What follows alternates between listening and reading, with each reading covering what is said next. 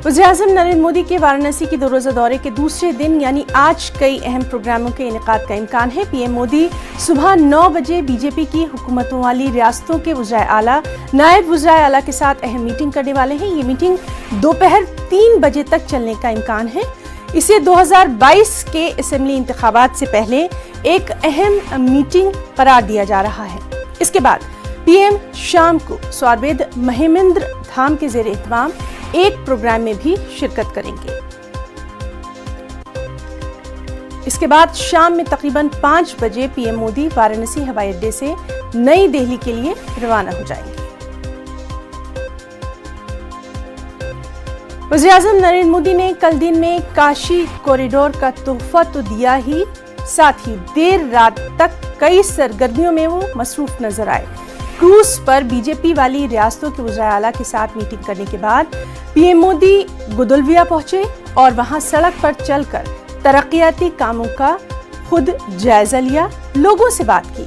इसके बाद पीएम मोदी काशी विश्वनाथ धाम की जप तप गैलरी पहुंचे, वहां का दौरा किया, वहां का मुआयना किया। इसके बाद पीएम बनारस स्टेशन गए, वहां स्टेशन पर होने वाले तामीराती कामों का उन्होंने जायजा लिया।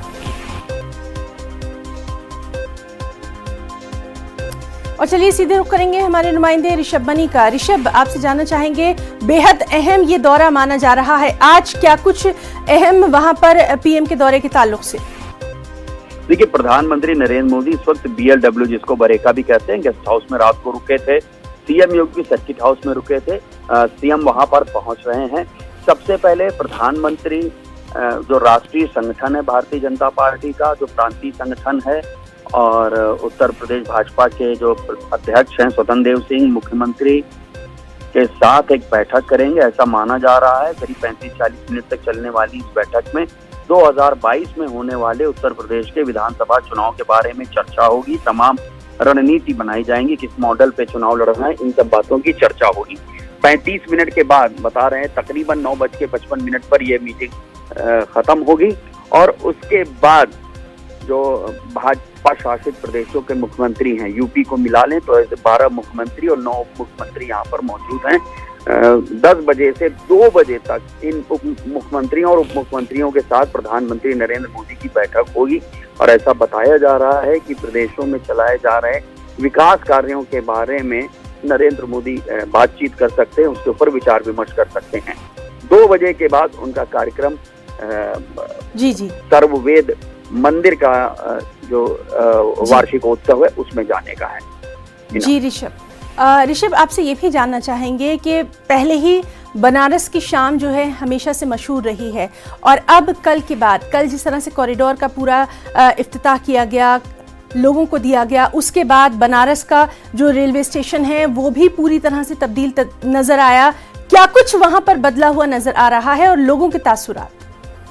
देखिए, सबसे बड़ी बात तो काशी विश्वनाथ धाम, जिसके लोकार्पण के लिए प्रधानमंत्री नरेंद्र मोदी कल आए थे, सबसे बड़ा बदलाव वही है। जो 3000 स्क्वायर फीट के एरिया में विश्वनाथ मंदिर बना हुआ था वो 5 लाख स्क्वायर फीट में बन गया है। उसको बिल्कुल नई साज सज्जा के साथ, नए निर्माण के साथ देश को दे दिया गया है। और शाम को 5 बजे के बाद तमाम लोगों ने दर्शन भी किए थे। इसके बाद क्रूज पर करीब 4 घंटे, शाम को 8 बजे से रात के 12 बजे तक प्रधानमंत्री क्रूज पर रहे हैं। भाजपा शासित प्रदेशों के मुख्यमंत्रियों के साथ क्रूज पर ही उन्होंने बैठक की थी, वहां डिनर किया था। और रात को 12 बजे के बाद वाराणसी में जो विकास कार्य चल रहे हैं, निर्माण कार्य चल रहे हैं, उसको देखने के लिए खुद प्रधानमंत्री नरेंद्र मोदी यूपी के सीएम योगी आदित्यनाथ के साथ निकल पड़े थे। गुदौलिया में उन्होंने चहलकदमी की है, कई जगह लोगों से उन्होंने बातचीत की है। फिर इसके बाद बनारस रेलवे स्टेशन, जो पहले मंडुआडीह जिसको कहा जाता था, बनारस नाम हो गया, बनारस रेलवे स्टेशन का उन्होंने मुआयना किया है। और जी, तो बहरहाल आज पीएम का दौरा बेहद खास रहने वाला है। क्या कुछ मीटिंग्स में तय होगा, इस पर भी लगातार नजर बनी रहेगी। बहुत बहुत शुक्रिया आपका तमाम तफसीलात के लिए। राज्यसभा के 12 अराकीन की मुअत्तली खत्म करने के लिए अपोजिशन ने आज एक बड़े मार्च का ऐलान कर दिया है। 18 से ज्यादा हिज़्ब इख्तिलाफ जमातों ने मुअत्तली के खिलाफ पार्लियामेंट से विजय चौक तक मार्च निकालने का ऐलान किया है। इस मार्च में लोकसभा और राज्यसभा के अराकीन शामिल होंगे। अपोजिशन लीडर मल्लिकार्जुन खड़गे का कहना है कि सरकार की जबरदस्ती के आगे अपोजिशन नहीं झुकेगा। उन्होंने कहा कि आवाम को बताना जरूरी है कि गलत नीयत के साथ अरकान पार्लियामान को ऐवान से बाहर रखा जा रहा है।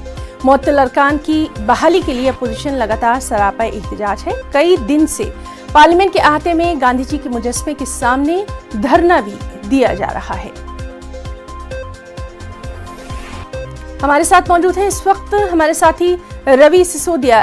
रवि, लगातार हम देख रहे हैं कि अपोजिशन जो है इस मामले को लेकर कहीं ना कहीं आगे बढ़ने के मूड में नजर आ रहा है और आज मार्च भी होने वाला है। क्या कुछ तैयारियां? बिल्कुल, देखिए करीब 9:45 में विपक्षी दलों की एक बैठक बुलाई गई है। नेता विपक्ष मल्लिकार्जुन खड़गे ने जो विपक्षी दल हैं उनकी बैठक अपने दफ्तर में बुलाई है और उसके बाद आगे की रणनीति तय की जाएगी। सूत्र बता रहे हैं कि करीब 12:30 बजे का कार्यक्रम रखा गया है, जिसमें संसद भवन से विजय चौक तक ये लोग पैदल मार्च करेंगे और उसके बाद एक साझा प्रेस कॉन्फ्रेंस होगी। सरकार पर दबाव बनाने की रणनीति के तौर पर भी इसे देखा जा रहा है, क्योंकि करीब 2 सप्ताह हो गए हैं। 2 सप्ताह से जो निलंबित सांसद हैं वो लगातार संसद भवन के अंदर जो गांधी प्रतिमा है वहां धरने पर बैठे हुए हैं। उनकी तरफ से मांग की जा रही है कि जिस तरह से निलंबन किया गया वो निलंबन सही नहीं है। हालांकि मल्लिकार्जुन खड़गे ने भी ये कहा था कि चूंकि मामला ये मानसून सत्र का था और मानसून सत्र में जो घटना घटी उसको लेकर आप शीतकालीन सत्र में कोई फैसला नहीं दे सकते हैं, कानूनी तौर पर ये सही नहीं है। तो अपनी मांग को लेकर दोनों तरफ से बातें रखी जा रही हैं। सरकार का पक्ष है कि जो जिस तरह की हरकतें हुई थी, जो मामला हुआ था सदन के अंदर का, वो कहीं से भी सही नहीं था और जो सजा देगी वो कम है। और ये भी कहा गया था कि अगर जो निलंबित सांसद हैं वो अगर माफी मांगते हैं तो ऐसे में इसमें विचार किया जा सकता है। तो दोनों पक्ष झुकने का नाम नहीं ले रहे हैं और इसी बाबत एक बड़ी बैठक बुलाई गई विपक्षी दलों की। जी रवि, तो लगातार आज मार्च में क्या कुछ बयानात निकलकर सामने आते हैं उस पर भी नजर बनी रहेगी। बहुत बहुत शुक्रिया आपका तमाम तर तफसीलात के लिए। श्रीनगर से अहम खबर। श्रीनगर के ज़िवनपंथ चौक में पीर के रोज जम्मू कश्मीर मुसल्लह पुलिस एहलकारों को ले जा रही बस पर हुए दहशतगर्दाना हमले में 2 पुलिस एहलकार शहीद हो गए जबकि 12 दीगर जख्मी हैं। पुलिस ने मामला दर्ज करके मिलिटेंटों की तलाश शुरू कर दी है। कश्मीर के inspector general of police Vijay Kumar ने कहा कि गुज़िश्ता रोज शाम को ड्यूटी खत्म होने के बाद 25 पुलिस एहलकार एक बस में श्रीनगर से जीवन जा रहे थे। रास्ते में पंथा चौक के पास शाम 6:30 बजे 2-3 मिलिटेंटों ने अंधेरे का फायदा उठाते हुए गाड़ी पर अंधाधुंध फायरिंग कर दी। इसमें 14 पुलिस एहलकार जख्मी हो गए।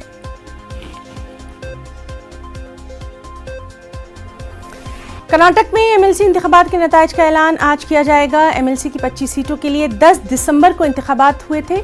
आज सुबह 8 बजे से वोटों की गिनती भी शुरू हो गई है। आपको बताएं कि कांग्रेस और बीजेपी के दरमियान रास्त मुकाबला यहां देखा जा रहा है। कई मुकामात पर जेडीएस भी मुकाबले में नजर ही आ रही है। मौजूदा अरकान काउंसिल के मियाद मुकम्मल होने के बाद इंतखाबात मुनक्किद किए गए थे। हमारे साथ मौजूद हैं बेंगलुरु से हमारे साथी रऊफ हलूर। रऊफ, आपसे जानना चाहेंगे, काफी अहम इन मुकाबलों को माना जा रहा है, अभी तक क्या कुछ? जी देखिए, 25 एमएलसी की 25 सीटों के लिए वोटों की गिनती जारी है इस वक्त और 1 घंटा गुजर चुका है। अभी कोई रुझान सामने नहीं आया है क्योंकि ये जो वोटिंग हो रही है, जो वोटिंग हुई है वो बैलेट पेपर के जरिए हुई है। यहाँ पर ईवीएम का इस्तेमाल नहीं है। तरजीही बुनियाद पर वोटों की गिनती अमल में आएगी, तो इस लिहाज से अभी मजीद कुछ वक्त है कि रुझानात सामने आ सकते हैं। तो कुल मिलाकर 25 सीटों के लिए 10 दिसंबर को वोटिंग अमल में आई थी। उसके बाद जो है आज इंतखाबात के नताइज का ऐलान होगा। कुल रियासत की कानून साज काउंसिल की जो तादाद है वो 25 नशिस्तों पर मुश्तमिल है। इसमें जी बिल्कुल, तो लगातार नताइज पर नजर बनी रहेगी। बहुत बहुत शुक्रिया रऊफ तमाम तर जानकारी के लिए। वक्त एक छोटे से ब्रेक का।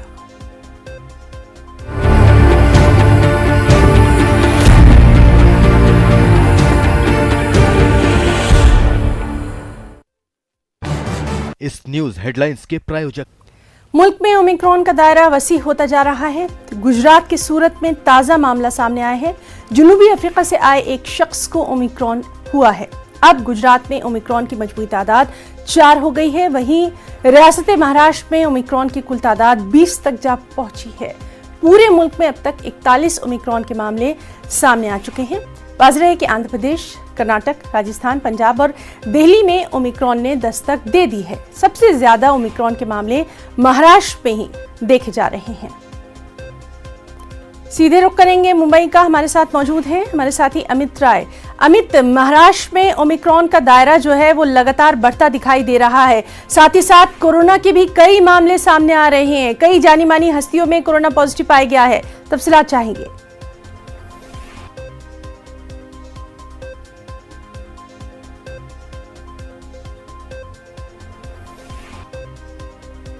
अमित, आपको हमारी आवाज आ रही है? तो नाज़रीन, हम बात करने की कोशिश कर रहे हैं हमारे नुमाइंदे अमित राय से। आपको बताएं कि ओमिक्रॉन के सबसे ज्यादा मामले महाराष्ट्र में देखे जा रहे हैं।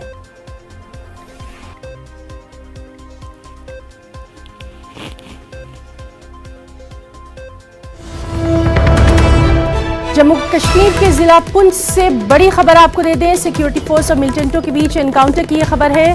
2 से 3 मिलिटेंटों के छुपे होने का अंदेशा है। तो इस वक्त की अहम खबर जम्मू कश्मीर के जिला पुंछ से सिक्योरिटी फोर्स और मिलिटेंटों के बीच एनकाउंटर की यह खबर है। 2 से 3 मिलिटेंटों के छिपे होने का अंदेशा है। तो बहुत अहम खबर जम्मू कश्मीर के जिला पुंछ से, जहां सिक्योरिटी फोर्स और मिलिटेंटों के बीच एनकाउंटर की यह खबर है। 2 से 3 मिलिटेंटों के छिपे होने का अंदेशा है।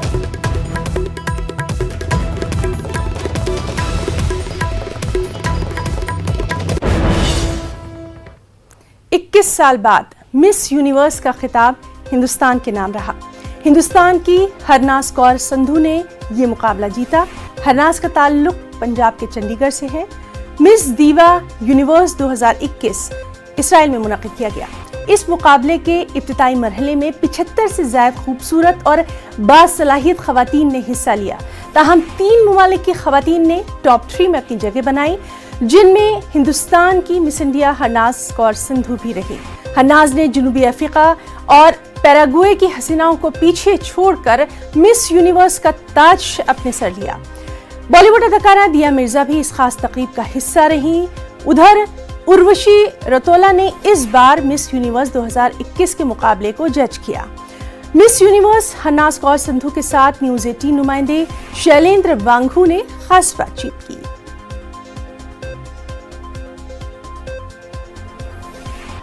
क्या मेरी बात मिस यूनिवर्स हरनाज संधू से हो रही है?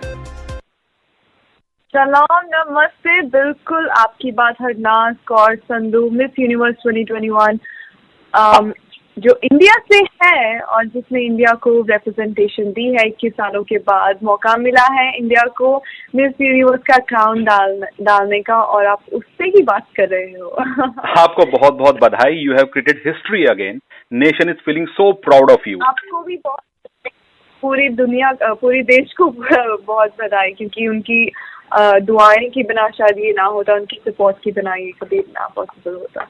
21 साल बाद आपने ये खिताब जीता है देश के लिए। उस पल को, उस मोमेंट को कैसे याद करती हैं जब इंडिया का नाम लिया गया? लास्ट ईयर एंडलिन ने बहुत अच्छी रिप्रेजेंटेटिव दी थी इंडिया को। वो टॉप 5 तक आई थी। वो बहुत सालों के बाद ऐसा हुआ था। तो इस बार मेरे पे प्रेशर बहुत था, क्योंकि मुझे था कि मुझे सब ये कह रहे थे कि तुमने टॉप 5 से और आगे जाना है, तुमने और अच्छा रिप्रेजेंटेशन देना है। तो जब टॉप 2 में मेरा नाम अनाउंस हुआ और मैं हाथ पकड़ के खड़ी थी, तो मेरे मन में बस ये चल रहा था कि मैं इतने करीब आ चुकी हूँ, बस क्राउन मिल जाए और जो भी होगा अच्छा ही होगा। और इंडिया को मैं अच्छे से, आई होप मैंने रिप्रेजेंट किया है, क्योंकि मैं इंडिया को वादा करके आई हूँ कि मैं आपका नाज बनूंगी। तो मैं वो नाज बनना चाहती हूँ, वो क्राउन डालकर। तो मैं बस भगवान को उस वक्त याद करी थी, और मैं बस मैं चाहती थी कि फटाफट सी वो नाम बोले। तो जब उसने इंडिया का नाम बोला, तो आई थिंक वो वीडियो में साफ नजर आता है कि मेरी आंखों से आंसू नहीं रुक रहे थे, क्योंकि मेरे मन में वही चीज चल रही थी कि 21 साल बाद वो मौका फाइनली वो आ गया है। इस विक्ट्री का, इस जीत का आप श्रेय, क्रेडिट किसको देती हैं?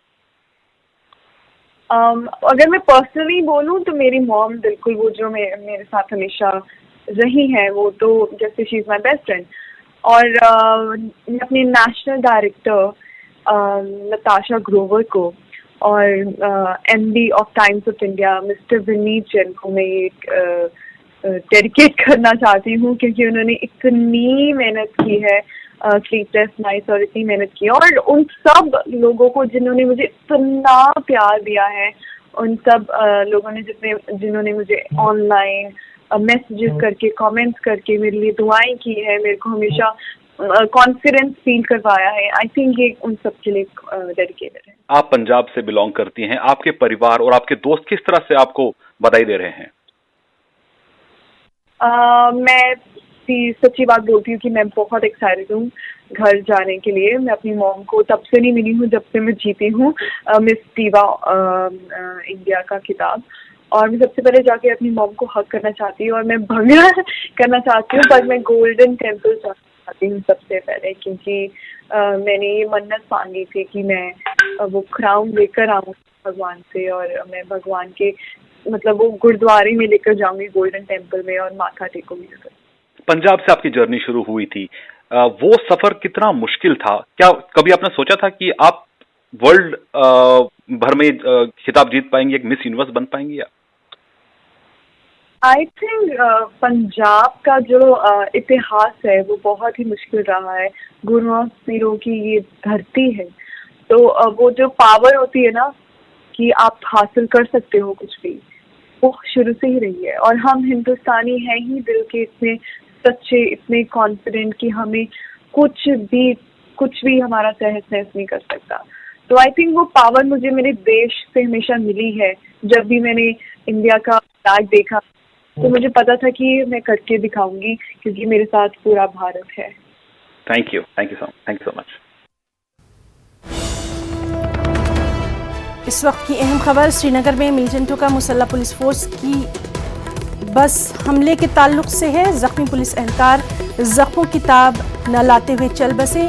अब मजमूई तौर पर 3 पुलिस एहलकार शहीद हो चुके हैं। आपको बताएं कि गुज़िश्ता रोज़ 2 पुलिस एहलकार शहीद हुए थे। तो इस वक्त की अहम खबर, श्रीनगर में मिलिटेंटों का मुसल्लह पुलिस फोर्स की बस पर जो हमला हुआ था उसके ताल्लुक से है। जख्मी पुलिस एहलकार जख्मों की ताब न लाते हुए चल बसे। मजमूई तौर पर 3 पुलिस एहलकार शहीद हुए।